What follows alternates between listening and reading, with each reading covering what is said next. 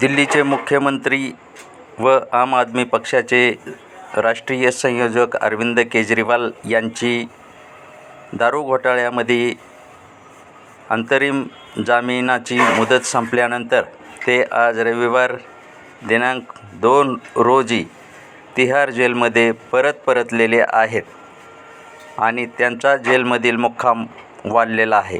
त्यांच्या अंतरिम सुनावणी 5 जून रोजी घेण्यात येणार आहे.